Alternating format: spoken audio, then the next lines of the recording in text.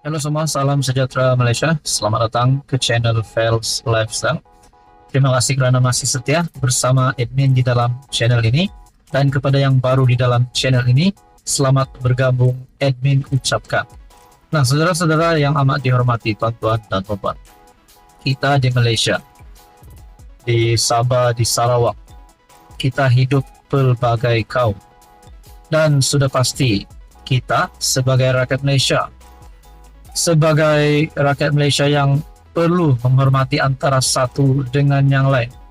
Bukan sahaja di antara kalangan rakyat Malaysia, rakyat biasa, tetapi terutamanya kepada raja-raja Melayu. Kenapa? Masih ada kes ataupun isu berkaitan dengan penghinaan kepada raja-raja Melayu. Ini sudah pasti menyentuh berkaitan dengan isu 3R. Saya mendapat satu maklumat mengejutkan yang pasti menggemparkan seluruh kepimpinan politik di Malaysia dan juga istana negara. Satu artikel daripada Malaysia Kini, hina Agong, pemuda UMNO Pasir Gudang lapor polis. Pemuda UMNO bahagian Pasir Gudang hari ini membuat laporan polis terhadap seorang pemilik akaun Facebook yang membuat hantaran didakwa menghina Yang di-Pertuan Agong Sultan Ibrahim.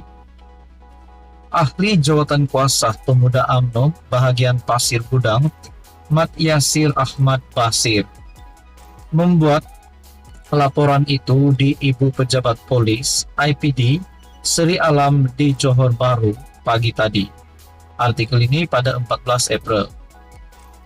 Beliau berkata, hantaran pemilik akaun Facebook bernama Hezri Yassin yang dipercayai seorang pemimpin muda sebuah parti politik disifatkan berunsur fitnah dan menghina institusi diraja.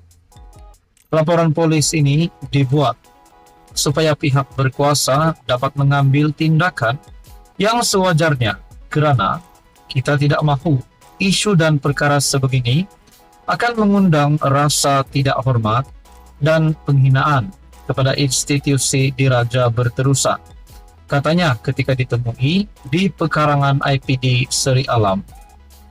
Pemilik akaun Facebook itu dalam hantarannya menyatakan beliau tidak menadahkan tangan ketika bacaan doa dibacakan untuk Yang di-Pertuan Agong dan keluarga diraja semasa khutbah solat Jumaat di sebuah masjid di Johor.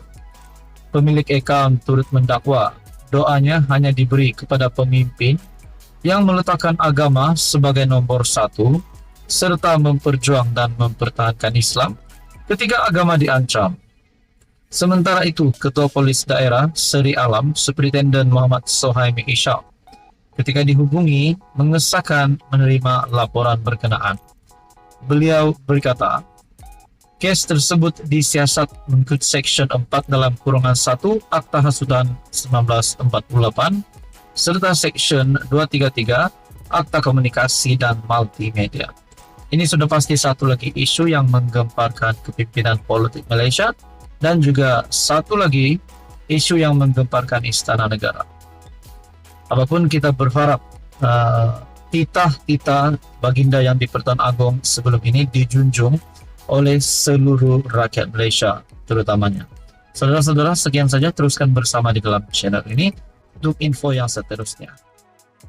Halo semua, salam sejahtera Malaysia, tuan-tuan dan puan yang amat dihormati. Saudara-saudara yang amat dihormati, saya ingin menyampaikan satu maklumat yang saya ambil daripada Harapan Daily yang membezakan pemerintahan PN pimpinan Muhyiddin Yassin dan pemerintahan Kerajaan Perpaduan pimpinan Anwar Ibrahim ataupun PMX hari ini. Saya tidak berkata Muhyiddin Yassin tidak baik pemerintahannya. Namun saudara-saudara, di dalam maklumat yang saya dapat daripada Harapan Daily, kita hanya melihat maklumat ini. Saya tidak pasti ini sahih 100% ataupun tidak. Tetapi perkongsian ini saya rasa akan membuka mata dan terutamanya rakyat Malaysia. Mata rakyat Malaysia, mata pengundi untuk menentukan siapakah kerajaan yang selayaknya akan memimpin negara Malaysia pada masa-masa ataupun PRU akan datang. Nah, di dalam penulisan ini menunjukkan kemenangan Datuk Seri Anwar Ibrahim. Apa yang best zaman Abah berbanding era PMX?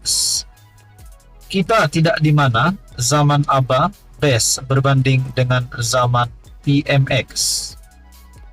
Sedangkan zaman mereka bukannya berbeza 10 hingga 20 tahun, tetapi hanya beberapa tahun sahaja.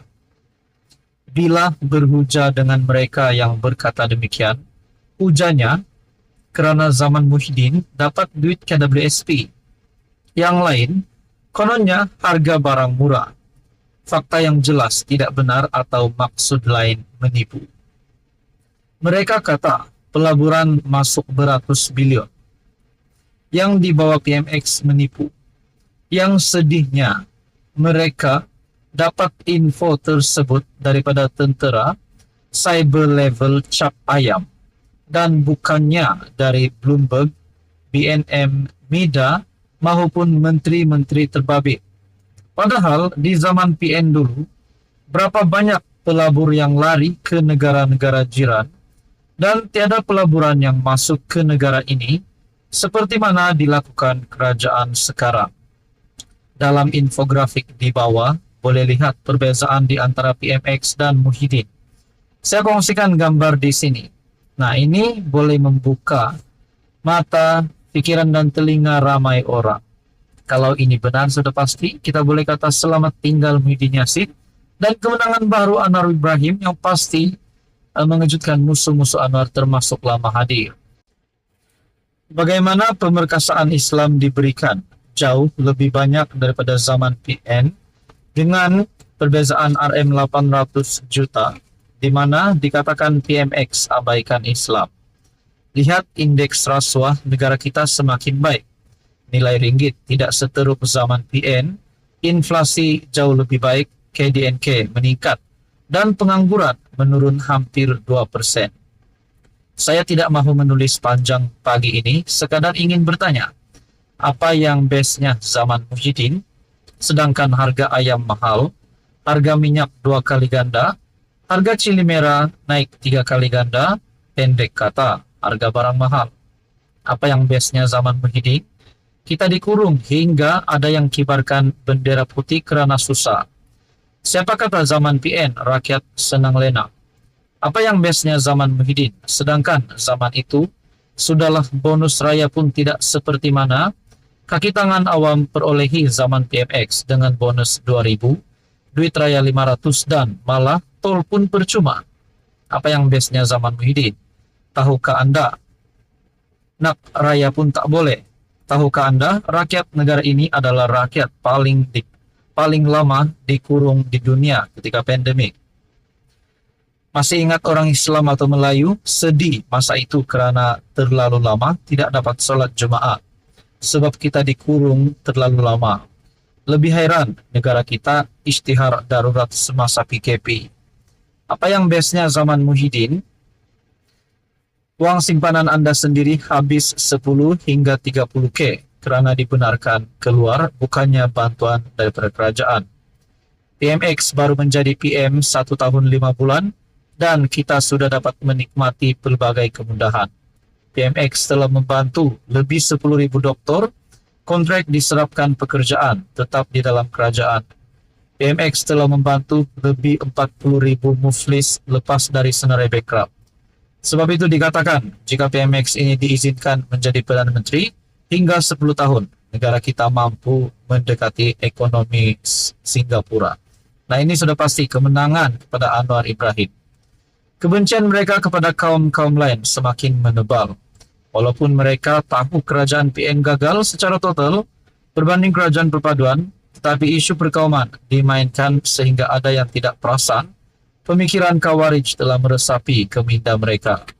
Mereka sedang menonton permainan Khawarij, tetapi mereka tidak sedar. Nah, saudara-saudara yang amat dihormati, apa komen Anda? Sekian saja, teruskan bersama di dalam channel ini.